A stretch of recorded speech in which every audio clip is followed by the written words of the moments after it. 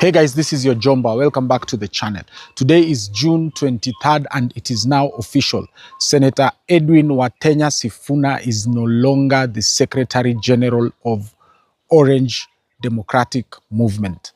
Orange Democratic Movement, aka ODM, is one of the biggest parties in the Republic of Kenya. It's actually not one of the. ODM is the biggest party in the Republic of Kenya, and it is the second longest party in existence after KANU in the history of our multi-party politics. For those who do not know where ODM comes from or the roots of ODM, ODM's roots zilianza in 1991 with the birth of Forum for Restoration of Democracy, FORD. FORD was formed by Kenneth Matiba and I didn't make notes, guys. I'm just trying to remember this thing off memory. So if I make any mistakes, please correct me on the comments. So FORD, Forum for Restoration of Democracy, was formed by Kenneth Matiba and Jaramogi Odinga, who is the father of Dr. Oburu Odinga and Raila Amolo Odinga. And then at one point in the run-up to the 1992 elections, Jaramogi and Matiba fell out. Matiba formed Ford Asili, Jaramogi aka create Ford Kenya, and they went their separate ways. I think there's an episode up I've spoken about these parties, Ford Asili, Ford Kenya, etc. So Ford Kenya ikaendelea hivyo until 1994 when Jaramogi Odinga died. Immediately after Jaramogi Odinga died, Ford Kenya ikaanza wrangles, kukaanza vita in Ford Kenya between Michael Kijana Wamalwa and Raila Amolo Odinga. The funny thing is, if I can remember very well, because I was a child these days, James Orengo was in Ford Kenya. He was very young. Professor Anyang' Nyong'o alikuwa Ford Kenya. Wangari Maathai was in Ford Kenya. So it was a very big opposition party in the Moi era. These are the people who used to do maandamano during, the Moi government, and they used to shake Moi very much. So Michael Kijana Wamalwa and Raila Odinga started fighting for the Kenya leadership. So 95, 96. And in 1997, before the election, Raila Odinga brought in together all the Luo members of parliament. Sawa, Raila Odinga brought in all the Luo members of parliament, and they've created something called NDP. NDP ilikuwa ni National Development Party, and their symbol was a tractor, and that is where Baba's nickname of Tinga came about. Kama ushasikia baba akiitwa Tinga, Tinga ilitokana na NDP 1997. Wakaachana na Michael Kijana Wamalwa. They went, contested in the election. They actually beat NDP actually came in third, and Ford Kenya came in fourth in that election in 1997. So Raila Odinga actually beat his former party and party leader, Michael Kijana Wamalwa. You'll ask me, where are you going with this story? Hold on, let me finish it. 97, after that election, Raila Odinga kashikana na Moi na KANU. They did a government of, one of his arrangements. In 2002, I think Raila expected or thought that Moi was going to give him the presidency. Moi akapatiana Uhuru Kenyatta. Baba held wakashikana na Mwai Kibaki, and they formed, I don't remember that party, in 2002, yenye ikachukua. It's very funny to not remember that party, because ilikuwa nini? Ilikuwa PNU ilikuja 2007, that one I remember. Hiyo time ilikuwa ni National Alliance, I don't remember. Whatever it is, please remind me in the comments, bana. Sorry, I'm being derailed. They won that election in 2002. Baba Raila Amolo Odinga, Mwai Kibaki was president, Michael Kijana was vice president. Things started very well. I think I have already spoken about the constitutional change that began exercise. It began in 2003, and then there was a referendum in 2005. Raila Odinga, who was in government, wakakosana na Mwai Kibaki on the constitution. Raila Odinga moved out of government. He opposed the constitution, and that is where the Orange Democratic Movement was formed. ODM was formed in 2005. And the reason, I have already said this in the episode, voter education, orange was the no symbol for the referendum ya 2005.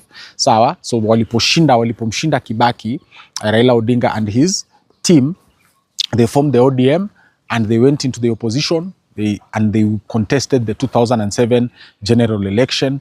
We know what happened with that election. So ODM is now, I think, 21 years old. So it is the second oldest party after KANU. And throughout the years, Baba has used ODM as a vehicle to access power. 2013, akatengeza coalition for reforms and democracy, something like that. I'm not sure. But ODM was a member, constituent party of CORD. It was a coalition.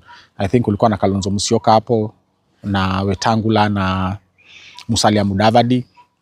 And then 2017, Baba akakuwa na NASA, National Super Alliance. Again, ODM ikakuwa hapo ndani. So ODM has been there. Baba has never dissolved ODM into any coalition. ODM has been a constituent party in this coalition. Now, back to Edwin Sifuna. Edwin Sifuna has been kicked out by ODM as Secretary General. He is now a normal party member. And he has shown ambition that maybe he wants the top seat. And this is one of the reasons why he is being, his wings are being chopped off. From the story of Baba, it is very clear, as you can see. You cannot continue fighting inside a home where you are not wanted. You are not wanted, you move out of that home, you go and start a new home. It is as simple as that. Baba Raila Amolo Odinga did it in 1997 with NDP. Sawa, after Ford Kenya, waliamua ya kwamba kina Michael Kijana Wamalwa, Ford Kenya is a party for the Luhya community. Sawa, Baba went and formed a party for the Luo community. I am sorry. It is very nonsensical to talk about tribe and tribal politics in 2026. But believe it or not, in the 1990s, in the 2000s, tribe was a very important factor in leadership of this country. Every tribe needed to have a leader, a head who guides them on where to go. And Baba Raila Odinga then inherited the Luo communities from his father, Jaramogi Oginga Odinga. Dr. Oburu Odinga at that time, from the stories I hear huku mtaani, these are allegations, alikuwa tu mlevi wa mtaani yeye, he really did not know, alikuwa tu, yani he's just a regular drunkard in the mitaani hapo, ni kukunywa the whole day and the whole night, kubebwa na wafanyakazi wake, So Raila Odinga, occupied this vacuum of power left behind by his father and his brother's lack of ambition. And now he took ODM to where it is now.